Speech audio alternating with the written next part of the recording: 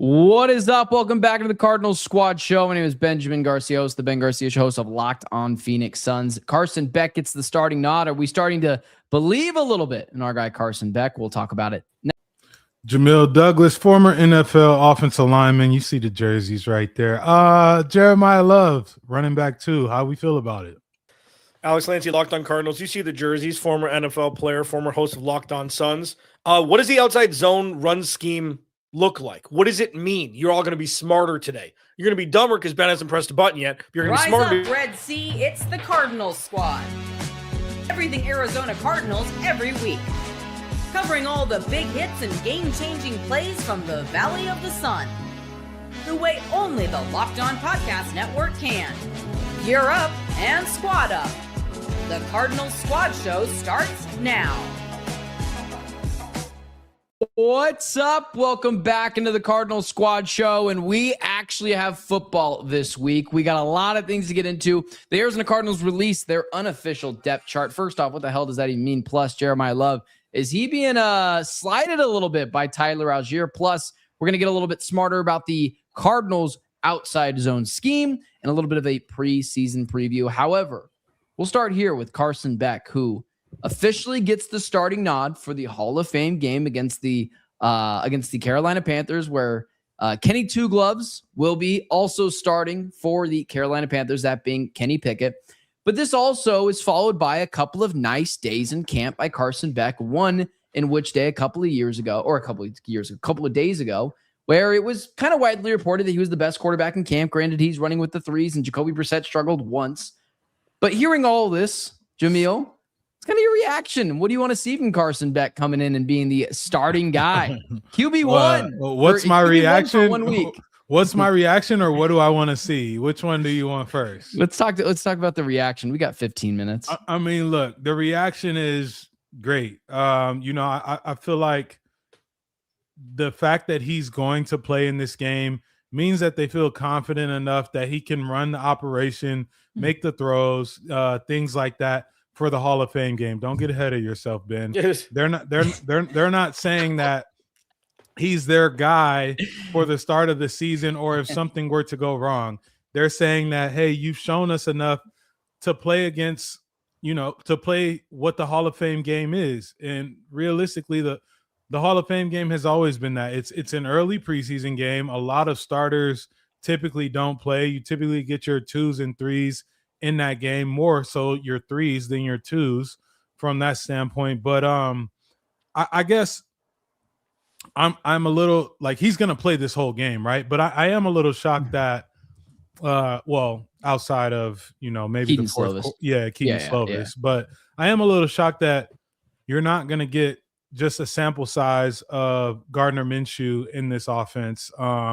Given it's a new scheme. He's been working with primarily the second group.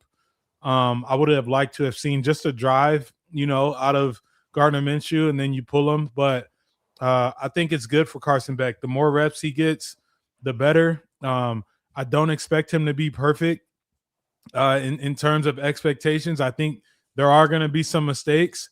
If I'm a coach, what do I want to see? I want to see clean operation. I want to see when we call 2 plays in the huddle, you're able to get us in the right situation.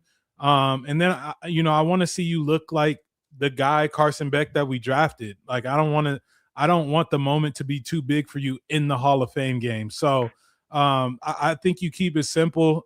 You let them run the basis of your offense, and then hopefully, they can put a couple points on the board, because you always feel good about it in the Hall of Fame game. Yeah.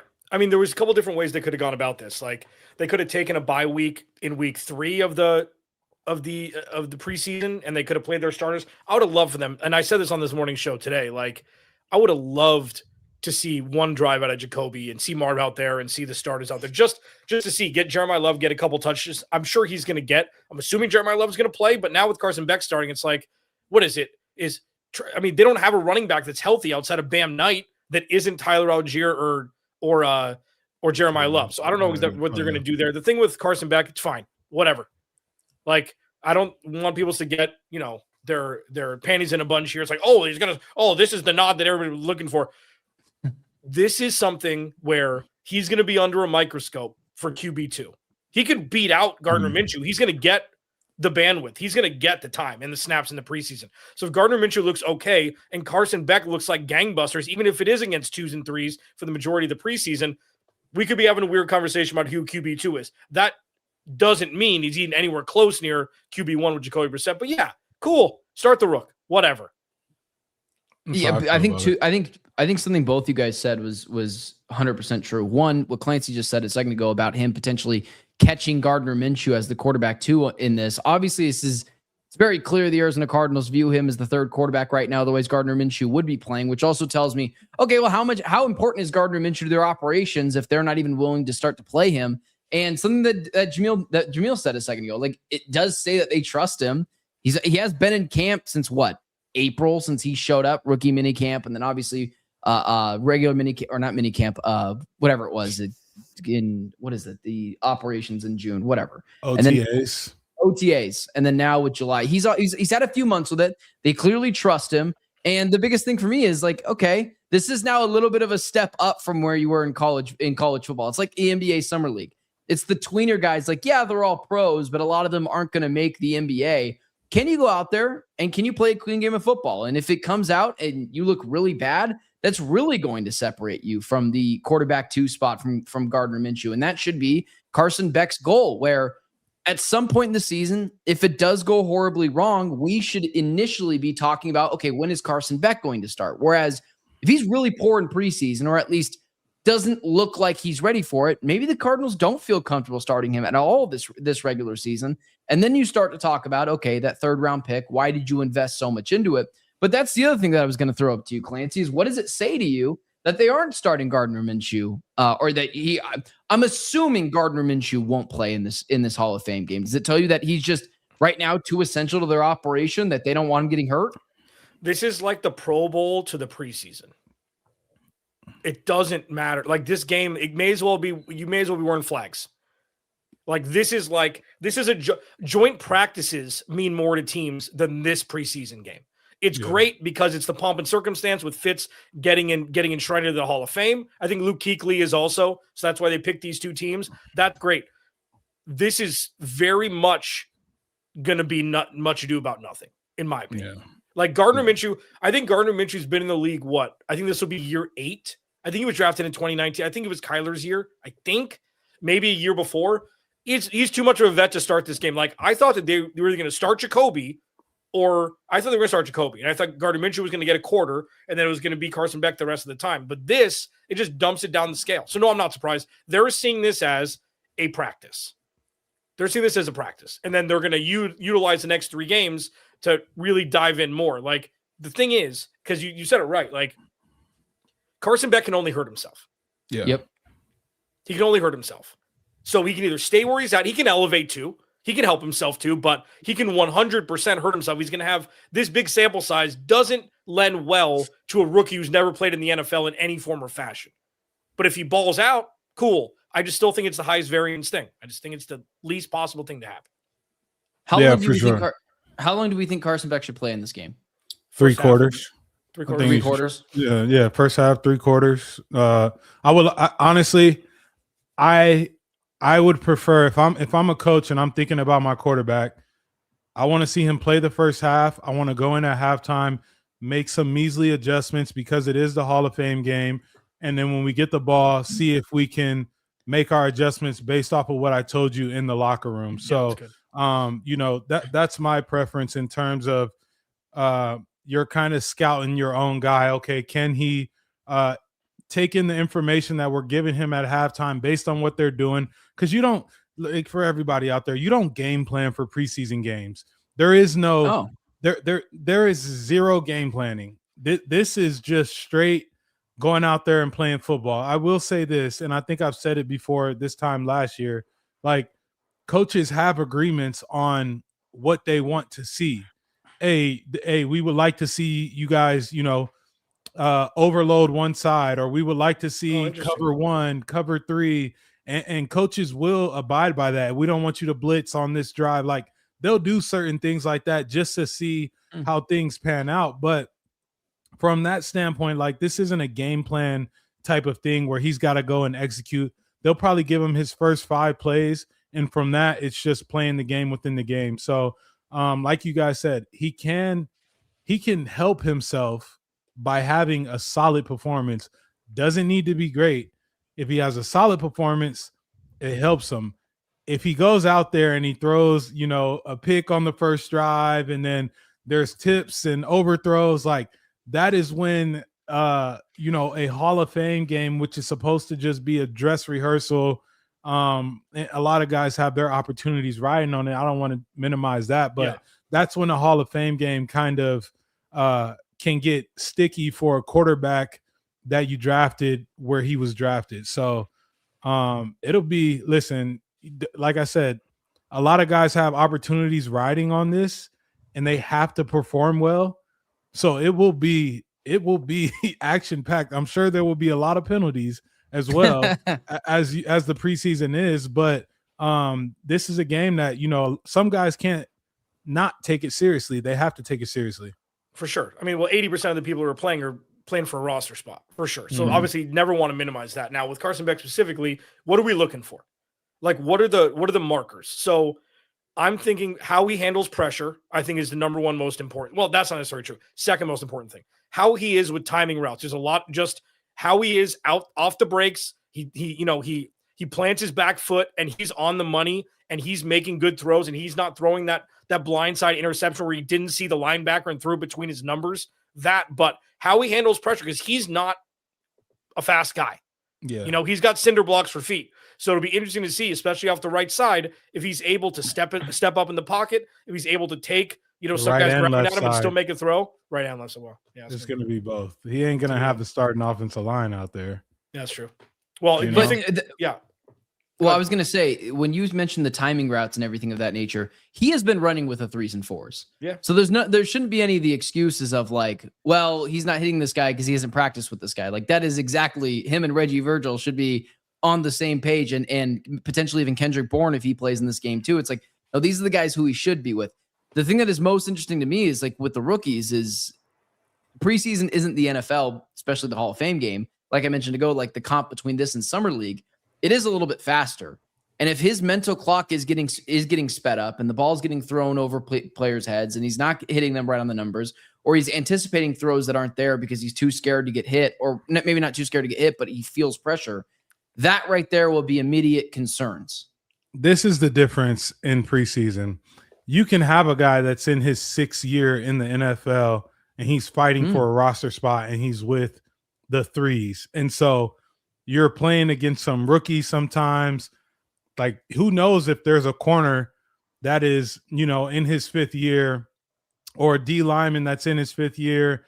Any one of these guys, linebackers who have, traveled over the course of the teams in the league, like those guys are going to be on the field. Like this is, it's like playing in the Senior Bowl, but a glorified Senior Bowl, because you have guys that have experience that are going to be playing in that game. So that's the interesting part around the preseason is it's not like, all right, everyone from 1st to 3rd year, you guys get to play. And then, 4 years and up, you guys get to play. Like, it just doesn't work like that. And so he'll have some good looks to, we'll be able to tell, is this a guy that has the ability to ascend in terms of playing quarterback, or is it going to feel a little shaky? And not to say that he can't get better, but it'll be interesting to see. Well, I mean, you were speaking from experience there, Jamil. I mean, you were making teams, you were, playing the preseason. So say you're 7 years in or 6 years in,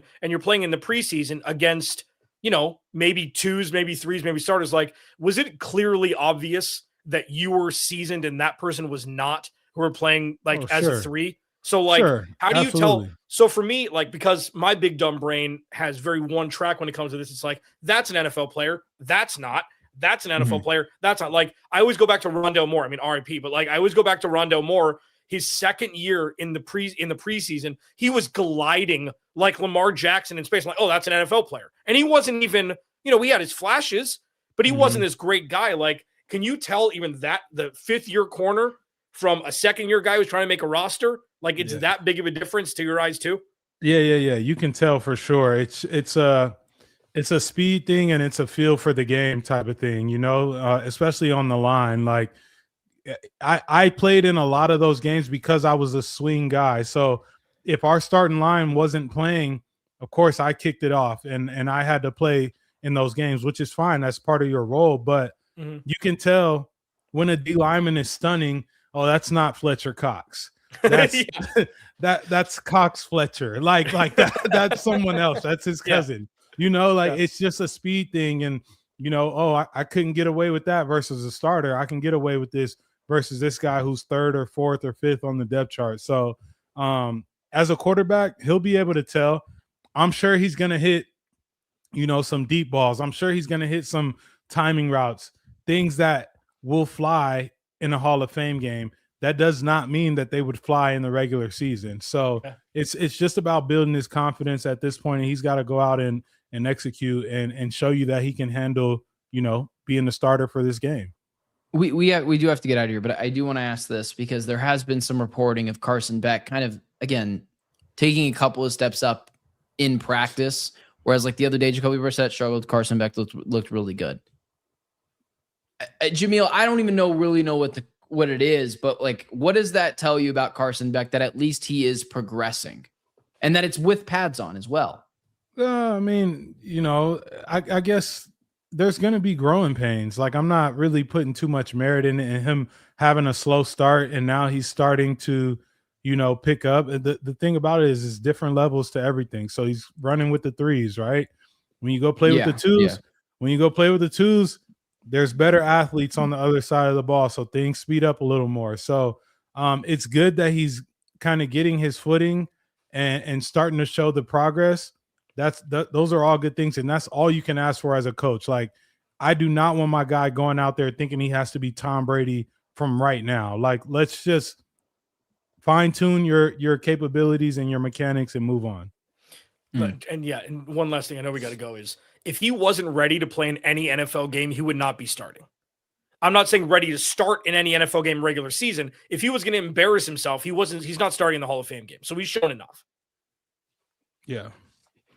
Jeremiah Love listed as RB2. Combine that with the Nathaniel Hackett comments on him just a couple of days ago. People are starting to spin this in ways it shouldn't be. Jeremiah Love, running back 2. We'll talk about that next. Today's episode is brought to you by the lovely folks over at BetterHelp. BetterHelp has been widely used online therapy program, and today the focus is on why so many people continue to choose it. If you're curious, you can actually see what people are saying by visiting BetterHelp.com/reviews, where real customers' reviews are updated every day. BetterHelp has an average live therapy session rating of 4.9 out of 5, based on more than 1.7 million client session reviews. And hearing directly from people who have used the service helps paint a clearer picture of why so many continue to recommend it. More than 6 million people globally have used BetterHelp. To get started, you answer a few questions, get matched with a therapist based upon your needs, and if it's not the right fit, you can switch therapists at any time. BetterHelp therapists have at least 3 years and 1,000 hours of hands-on experience, along with the required education, training, and certificates. Listen, I just had a kid. Life's crazy. Sometimes it's not just about all of life just kind of spiraling downhill. Sometimes it's just about talking to someone. I seek therapy and I go to therapy at least once a month, and it has changed my life drastically for the better. See the reviews, see what stands out, and see if BetterHelp is right for you. Visit BetterHelp.com/lockedon. That's BetterHelp.com/lockedon. Keeping the show rolling. So a couple of weeks ago, Nathaniel Hackett had some comments that I'll play briefly here in just a second, where he kind of praised James Conner and he kind of downplayed Jeremiah Love. Then it came out the other day that the Arizona Cardinals released their unofficial depth chart, where they listed Tyler Allgeier ahead of Jeremiah Love. And it's kind of got people thinking, like, I don't know, maybe there's concerns about Jeremiah Love, his development. Why are the Cardinals downplaying? And we'll talk about that in just a second. But here are quickly the comments made by Nathaniel Hackett that had some people not overly enthused. Running back room is having a starter as it stands right now. I mean, right now, it's a great room. I mean, I'm really excited about it. Excited for James to get out there and show what he's got. I mean, all the guys, I mean, right now we're trying to work on that operation. We're trying to make sure we're crisp, we're clean, and we've got a great play style. Where's Jeremiah at? What is his progression? I mean, he's definitely a rookie, and as we've talked about, and he'll keep growing every single day. I'm very excited for him. All those guys, not just him. That obviously is from the Arizona Cardinals, and as well as Teo Mackey asking the question there. First off, kind of talking about the running back room, and then obviously asked about Jeremiah Love specifically, kind of downplayed it a little bit. Combine that with now the Tyler Allgeier ahead of Jeremiah Love as the starting running back. Clancy, what were your thoughts on this? Next. It doesn't matter. Like, I thought that the Cardinals were going to – this is what I think. Michael Bidwell, they're all sitting around a corner. They're all sitting around a table. Michael Bidwell's all the way at the other end at the head of it. It's probably a big, pearl table in his ivory tower. And he's like, let's be really smart, guys. Let's not put him as RB1 to make him earn it. What do you think? Like, great idea, Mikey. Like, that's all this is. It's not one thing or another at all to me. I mean, and listen. Clancy, do you think it's overcorrecting? Remember years ago, because you and I obviously, Jamil might not remember this, but you and I he was playing ball probably. Yeah, exactly. Fans of the Cardinals, or you covered the Cardinals when they drafted Zaven Collins, and they were like, he's the starter. And then it turns out he wasn't ready yet, and they had to bring back Jordan Hicks, and it was this big issue. Do you think this is overcorrecting for that? No, I think Steve Kahn was just dumb. I don't think that's that. I mean, with this, it's first of all, who do I trust more right now to play in the NFL as a running back? Tyler Allgeier, because I've seen him do it. So I think that's it. I think it's all, it's a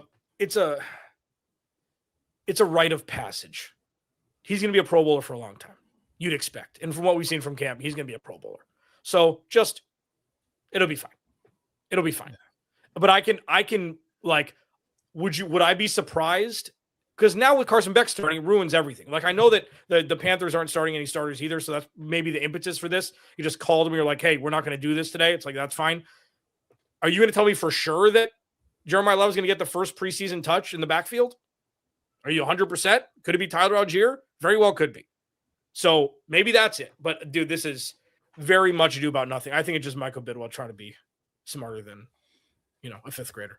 Yeah, I don't think it's even. I don't know. I mean, I don't think it's a Michael Bidwell thing. I think, Tyler Allgeier has earned the right to be the starter.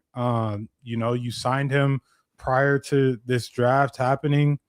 You signed him to be a starter at running back, and he's more than capable of doing that. I don't know that we're gonna.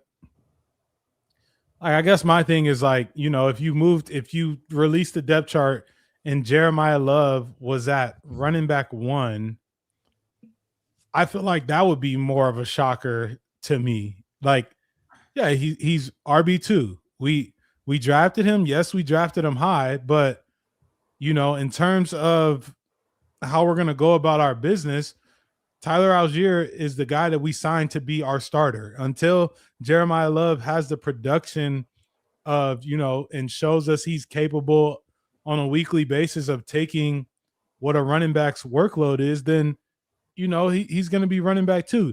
That doesn't mean that he's not going to get touches. He's still going to get touches. He's going to probably be second in touches on this team, or third, I would imagine. Like, I just don't think it's that big of a deal.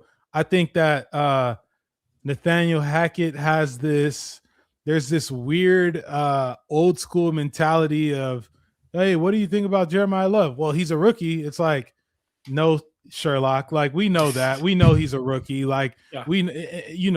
And you really didn't have to say that. I feel good about him. It's exciting to have him. He's working very hard to get to where we want. He's obviously not where you want him right now, and that may be from, an X's and O's standpoint or whatever, or you wouldn't have put he's a rookie in front of it. Like, we know that, like, we want to know what about his development hasn't, clicked yet, which it will. He's young. So there's a lot of nuances at running back in the NFL. just because he's running back 2 doesn't mean he's not going to get touches. I guarantee you ain't going to see him on special teams. So, like, I wouldn't worry about this. Like Clancy said, he's going to be a guy for the Cardinals for years to come. Yeah, and the crazy part is, like, we're seeing so much more pass work than I thought we were going to out of camp. Like, Looks really good. Like, there was the one streaking up the seam where he made a catch over his shoulder. And I tweeted, I'm like, is this going to be an Alvin Kamara situation? Like, is this Alvin Kamara and Mark Ingram that we're going to see with the Saints? With, like, because he's not Jahmyr Gibbs. He's not as fast as Jahmyr Gibbs. He's just, like, Jahmyr Gibbs is the fastest football player I've ever seen in my life. Like, besides Tyreek Hill. But, like, he could be Alvin Kamara. He's he's gadgety. He can catch, he can juke, he can bend his body really well. So what if so maybe he is RB2, but he gets a lot of his touches from the pass game. Like, if they don't have any speed on this team, I'm not saying that's going to happen. I think it's probably a bad idea, but they don't have any speed on the outside at all. Like that real speed, that real burst that Jeremiah Love has. So it'll be fascinating. If we're talking about a world where the Arizona Cardinals surprise everyone and win like 7 games this year, wouldn't it make more sense that it happens because they have, and I'm not saying they're going to have this, but Clancy brought up this point and I thought it was really smart. 2,000-yard rushers or guys that they would like to be Mark Ingram, that being Tyler Allgeier, and then Alvin Kamara, that being Jeremiah Love. Yeah. Is like you just said you didn't really like that. And I'm like, wait a second. No, I didn't say I didn't like it. I said I'm kind of surprised. I'd be surprised if it happened because Alvin Kamara, when he was at his peak, was catching 5, 6, 7 balls a game. Yeah. Like I don't think that's the makeup for, I mean, it could be, but Michael LaFleur, like it's not Christian McCaffrey. Okay. So we gotta stop talking about that. They didn't have any pass catchers with the Rams last year and they ran the ball effectively. Mm-hmm. So Jamil knows very well, if you can run the ball, you control the clock, you're able to cover up a lot of the deficiencies you have elsewhere, especially on the defense. If you're able to do that, why not go all the way in? Yeah. Trey's numbers are going to drop. Marv's numbers are going to drop. Michael Wilson's numbers are going to drop, but they're going to win more. Yeah. So it's just a balance. It's just a balance. I mean, Jamil, you've played with all different kinds of backs. You play with Dion Lewis, right? Mm-hmm. Okay. So Dion Lewis he was a weird construct of a football player. Like they used him differently in New England. Oh, you play with him in New England also, or was it just Tennessee? New England and Tennessee. So back to back. Yeah. So he wasn't James White. He was bigger than James White, right? Yeah. But he was more of a back, but he also caught the ball. Like it's difficult when it gets muddied like that at times because backs can't do both things really well. If you were the Cardinals, would you hammer home him as a running back and just highlight him as a pass catcher? Or are you trusting that he can do both and has the brain for both right away? I'm trusting that he can do both because I think putting a guy like that at strictly running back is limiting when you know what he can do in the pass game, but it's a lot different workload than in college. He can get all the carries in college. This is a lot different. There's very few guys in the NFL that can tote the rock, 15, 20, 25 times week in and week out. So I think you play the longevity piece with him. I think he can be used as a chess piece. You can line him up in the backfield.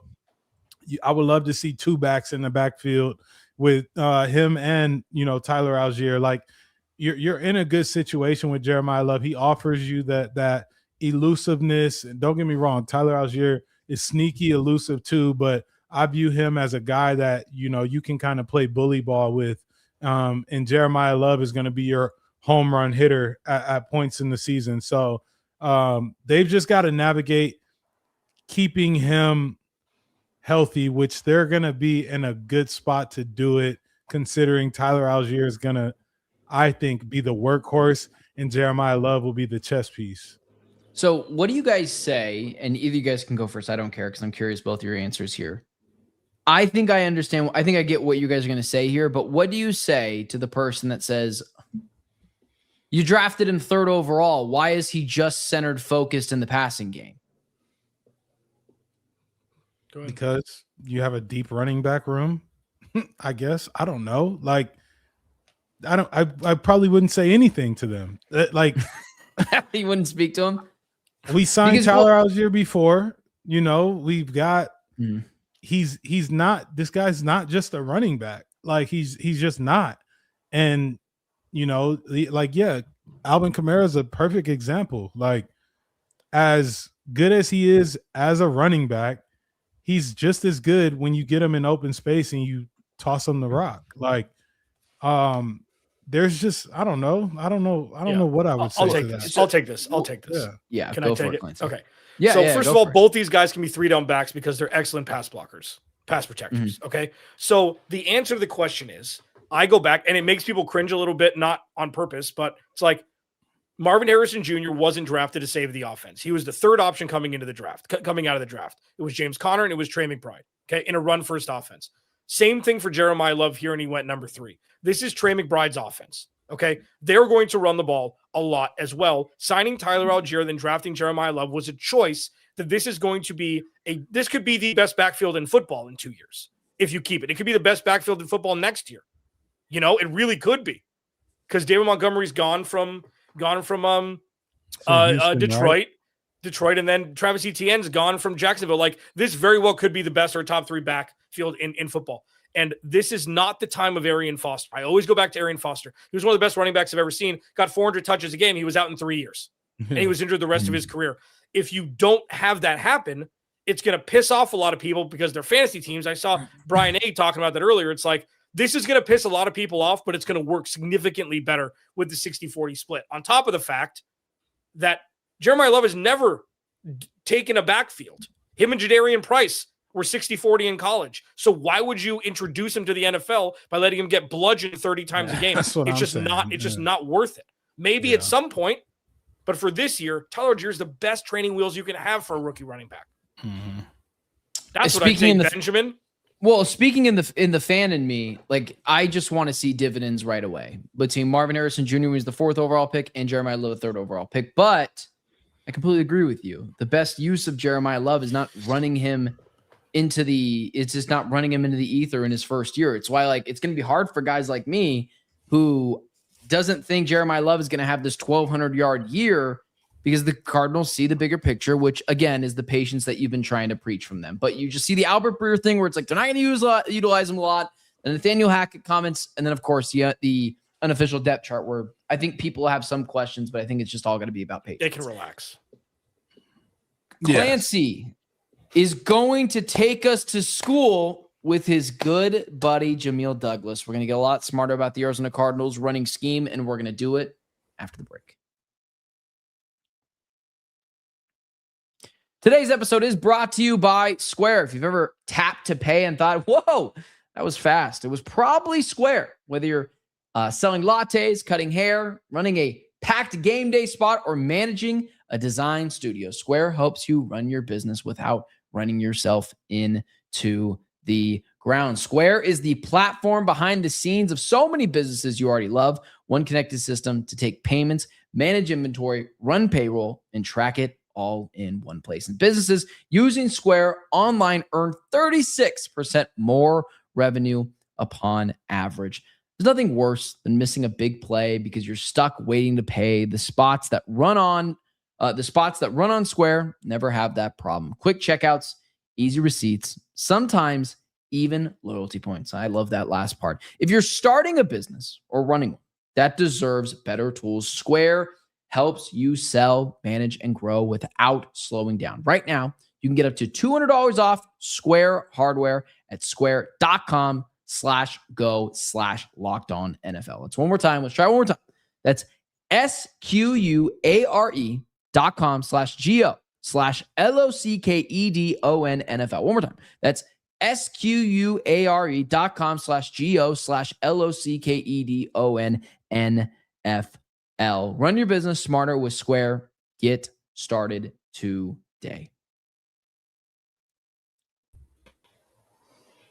So I like to think of us as the Avengers, and we're just like best friends. We hang out all the time, maybe like the Three Musketeers. But sometimes 2 Avengers go off and do their own show and leave an Avenger out. That's what you guys did on Friday. And you guys decide, you know what, we'll loop Ben in and talk about a little bit of the Arizona Cardinals outside zone scheme. Clancy, I'll let you take it from there.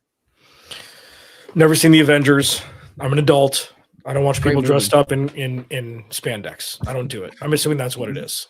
I don't know. Okay, so had Jamil on Friday. He was begging me to come. I'm like, fine, dude. Let's do it.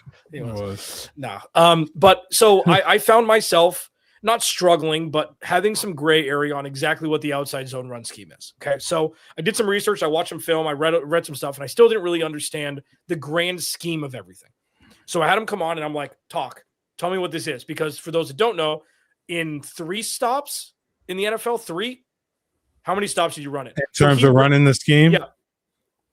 Yeah. Yes. 3. Yes. So he lived this for 3-4 more years than I have, and I wanted to ask him about it. So, Jamil, explain this to me like I'm 5, okay? First off, before we talk about the actual scheme, how difficult is the learning curve for an offensive line to learn this in the short period of time they have before, from voluntary OTAs to week 1? Yeah, I think before we get into the scheme, the learning curve part of it is probably the hardest part. Just in terms of what you're asking your offensive lineman to do physically. There is no in between when you're running outside zone. It is very like, I had a coach in Tennessee, Keith Carter, who used to say this should look like synchronized swimming. Basically by the looks of everyone's feet and angles of their body. So the learning curve is tough if you've never ran it, because you're asking your offensive line to essentially run off the ball and hit a landmark on a defender, whether that be on the first level in your defensive line or the second level at linebacker. And for a lot of offensive linemen, they want to be measured, and you can't be measured in outside zone. It's how fast can I get from point A to point B before the defender has the chance to kind of, get me out of place. So the learning curve can be difficult if you've never had experience with it. I never did prior to, my first or my stop in Tennessee, where we kind of, ran it until we couldn't run it anymore. They're probably still running it, and none of us are there anymore. So it's an adjustment if you've never ran it before.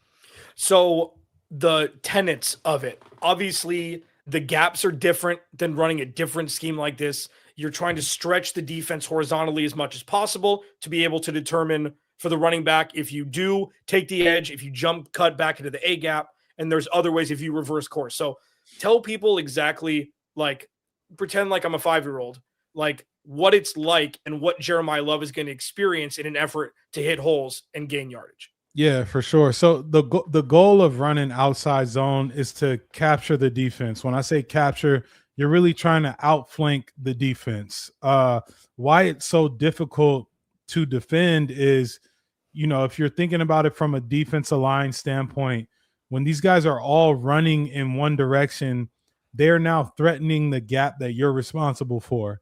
And as a linebacker, that's when you get your linebackers turning their shoulders and running that same direction, they're not able to just make tackles like that because they're not facing the line of scrimmage. So all in all, the goal of it is to outflank the defense.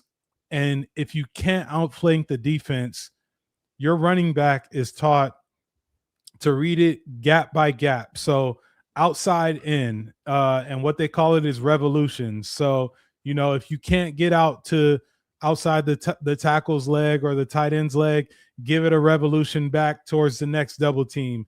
And at some point, you're supposed to, as an offensive lineman, cut the defense in half and have some sort of crease that your running back can depend on to get his head downhill and get 4 or 5 yards or more.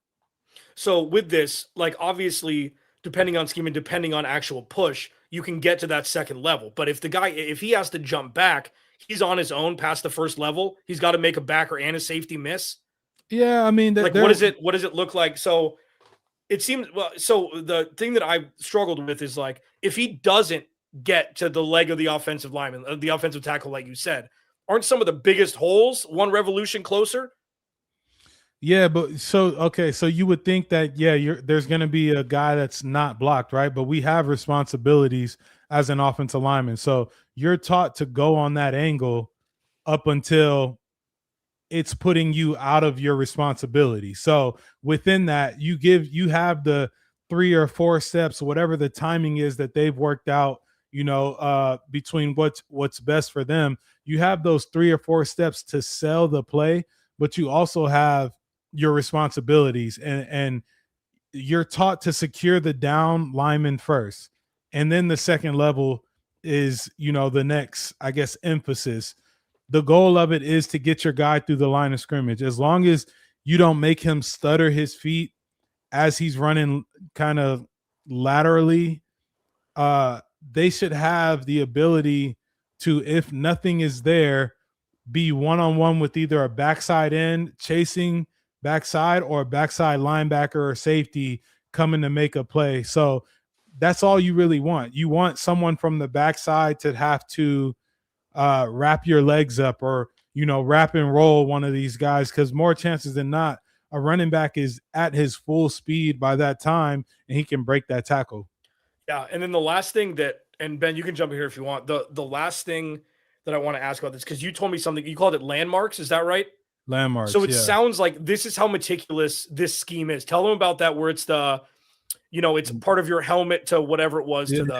Yeah. So how it's coached is you have landmarks in outside zone, just like you do in inside zone as well, but they're a little more difficult in terms of outside zone. Your landmarks that you're given in outside zone are meant to threaten the defender's responsibility to his gap, right? So for instance, a landmark could be, I want you to put on this play the 2 screws that are in your helmet or your face mask on the play side shoulder of the D tackle or the DN to make because defensively you got to think these guys are responsible for a gap, right?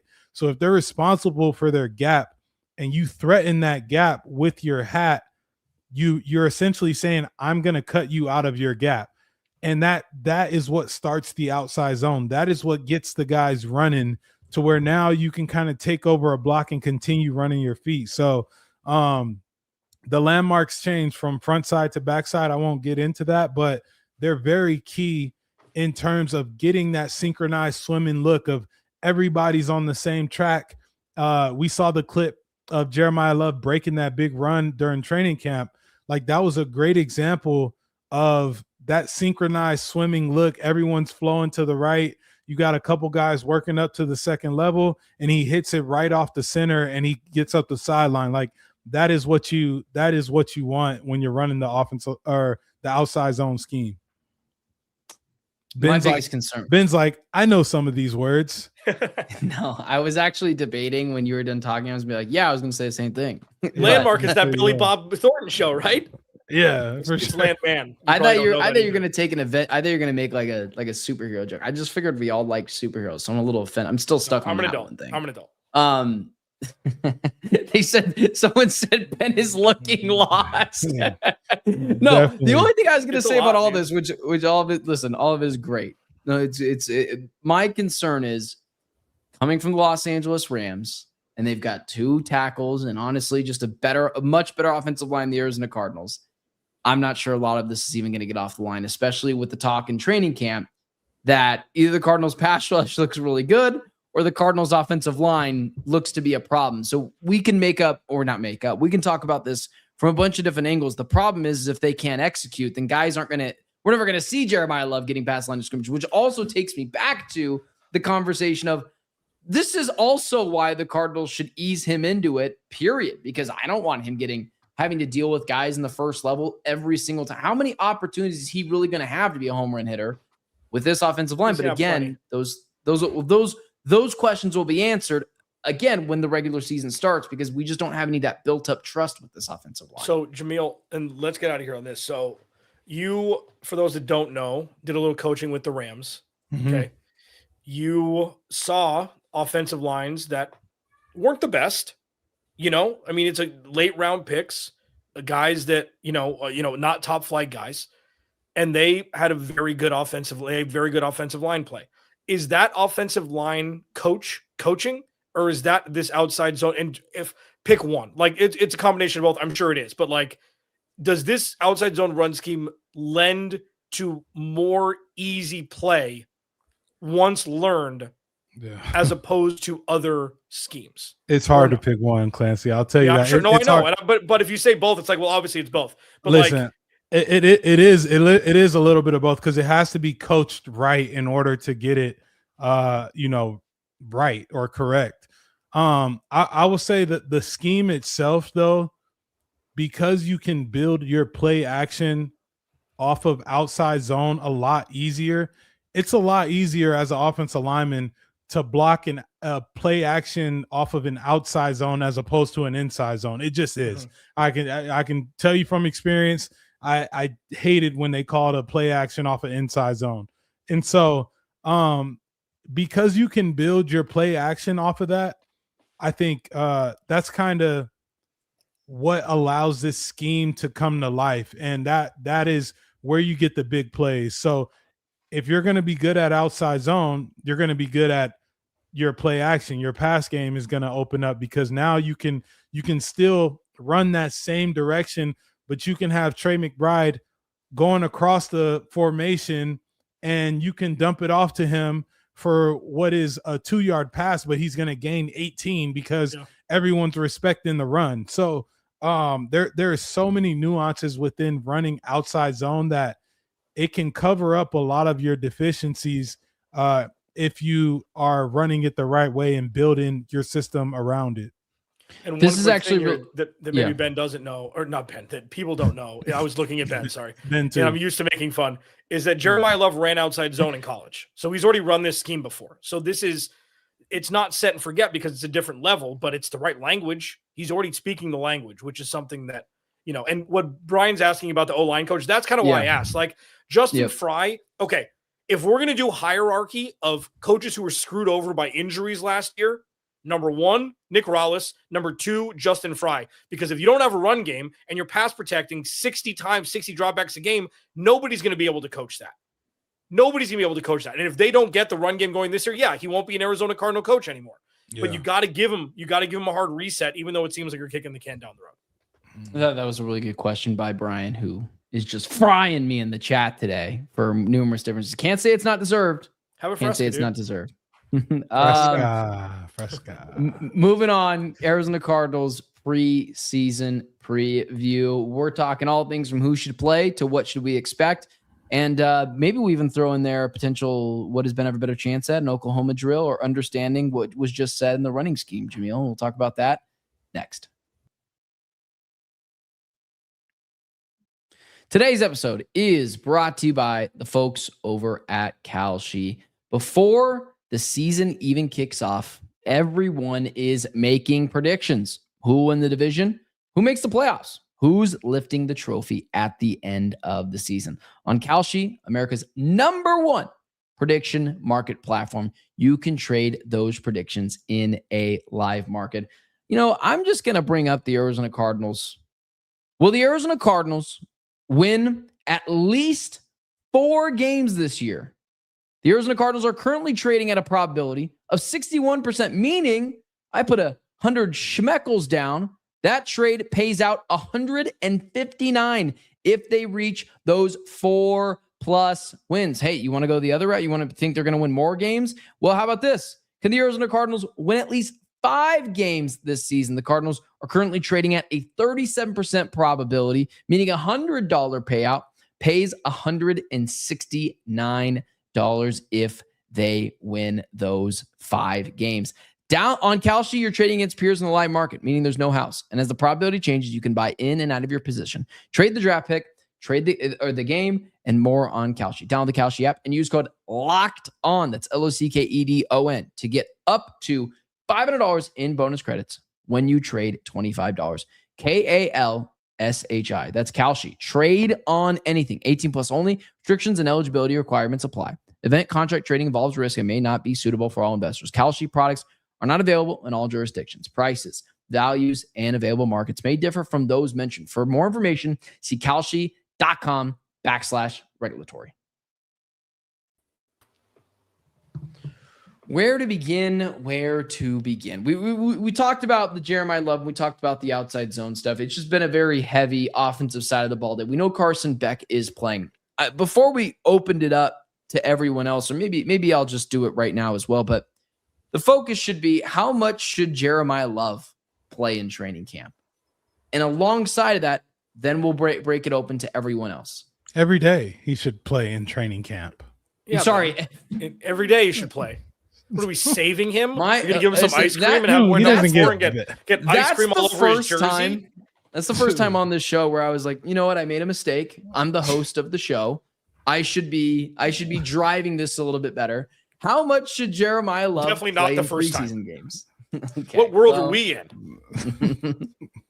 Ben's world. You think you're just going to sneak that? Well, that was the first time. It's like, I thought if I buried it behind a bunch of words that it would eventually, you wouldn't remember cool. it, but you did. yeah, that's good. It's how you formulate the words, Benjamin. Yeah. Jeremiah Love, how much should he play this preseason, being the Cardinals' 3rd overall pick? Go. Me? Yeah. Yeah, you. The guy that actually played. I don't want to see him play in the Hall of Fame game. Are you talking about the entire whole. preseason as a whole? Yes. Oh, he should be out there. He should be out there whenever. I mean, granted, you're going to be splitting reps, but he should be out there whenever the starting offensive line is out there. So I don't know what that number is. I imagine they'll play, at some point they'll probably play a quarter or so, maybe more, but yeah, I don't more than that. Yeah, it'll be more than that. Yeah, it'll be more than that. Maybe. Well, Mike LaFleur. They won't play an entire half, but they'll play a little more than a quarter. Well, this is interesting because now I was just kind of curious, the Jeremiah Love thing, but now we can kind of shift it over a little bit to where Michael LaFleur came from. The Cardinals are a no-hit practice, which means obviously they're just not tackling each other. Whereas it goes against kind of the philosophy of guys like Andy Reid, who still run a really rough training camp. He comes from the school of Sean McVay, where you don't play players in training camp. Now, it is obviously a much different team. And that's why in freaking this segment is just, do we start over? You want to do a live read and come back? No, I don't have that much time in the day to do that. My daughter is sleeping. We're trying to get this show done before she wakes up. I'm sleeping now. Yeah. Preseason.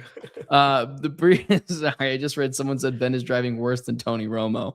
The preseason, he comes from the Sean McVay line of thinking where you don't play anyone, and you're not getting hit a lot in training camp. How much should the offense play? If you guys are kind of both saying potentially a whole half, yeah, it just feels like a large. They have 3 games left. Jump. They have 3 games left after the Hall of Fame game.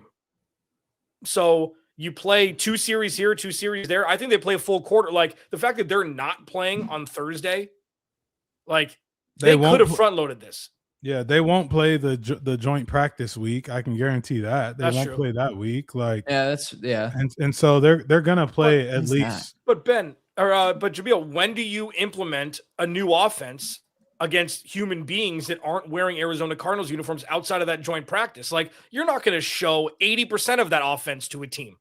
Sure, you're not going to show it in the preseason anyways. But like they need the reps, don't they? Yeah, and they'll get them. But I think it's going to be because he comes from that, Sean McVay, but he hasn't implemented his system within this. And by system, I mean, they haven't been there long enough to kind of use the Sean McVay way of doing things in training camp. So at some point they're going to play in the preseason, but I don't think you can risk, playing them for more than a half. I think it'll be something less than a half. I would probably say, a quarter, and then maybe a drive or 2 in the second quarter, and then they're out of there before halftime. So it's going to be one of these games. It won't be the joint practice week. It won't be this one. So we'll see. I don't know. Yeah, I mean, so the joint practice one, just so we're clear, is the last week of the season or the last week of preseason. So they probably weren't playing in that anyways as well. Well, it depends. I would say they should play in that. Some teams do. If it wasn't there. Yeah, and please do not, if I see one comment about, Patrick Mahomes and Josh Allen play in the preseason, I don't care. I don't care. Different philosophies. I didn't care 7 years ago. I don't care now. They can do whatever they want. They've won Super Bowls. Josh Allen he knows how to spell Super Bowl. He hasn't gotten closer, but yeah, they're not the Cardinals. I think the biggest thing for me is the new offense you implement. And I can't wait to get to a point where we're not talking about Sean McVay anymore. When we're finally starting to see the Michael LaFleur variant of this team. You know what I mean? But we're still there. Here's the thing.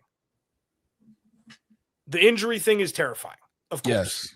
Yes. Okay? It's terrifying. Because they're human beings, not because we cover the team. Okay? We don't want anybody to get injured, whatever it is, of course, whether it's the Cardinals or anybody else. And they got to play football. Yep. So it's such a tough balance. Jamil, what you don't want is, they're going to play 2 series, two handoffs to Tyler Allgeier, 1 little button hook to Trey McBride, punt. It's why are they even out there? Yeah. You want to show something. Now, the second thing is, what you hope they'll do is the opening drive of both the games they play, they go down and get points, and then they're off the field. If you get points, you're done. If you get points, you're devoid of playing any more football that day. So you hope that maybe Jeremiah Love breaks a 75-yarder. Cool, done. Don't need to play anymore.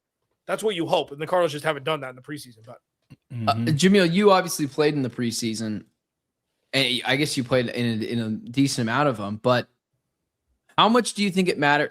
I guess I ask it like this. Does it matter that they play or not? Because Sean McVay doesn't play anyone. Yeah, but Sean McVay's won Super Bowls and he's the best coach in the NFL. Sure. And I totally agree with all of that. And Andy Reid plays and it plays and his team does well too. My point is just to you, why do you think it matters or that it really freaking doesn't? Because you got a few things that, you want to see Jeremiah Love with your starting offense.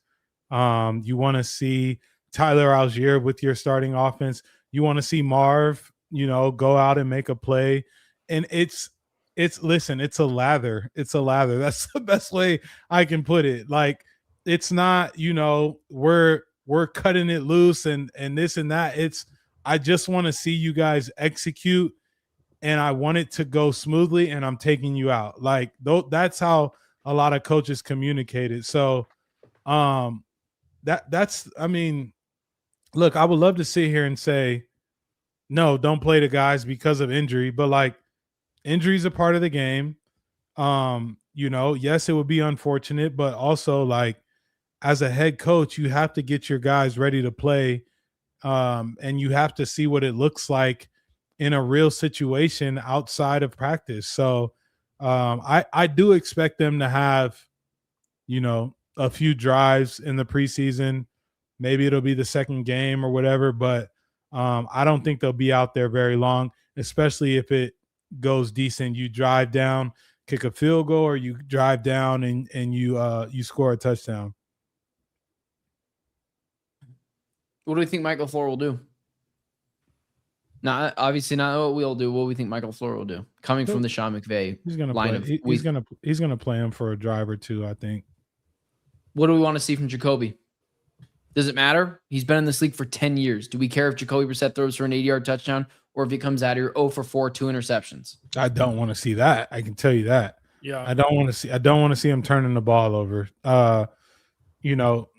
There's nothing that Jacoby can do to where I'll be like, okay, he's ready to I kind of know what we're gonna get out of Jacoby. He's gonna be a guy that can orchestrate the offense. He can deliver the ball. There's more other people around that I want to see.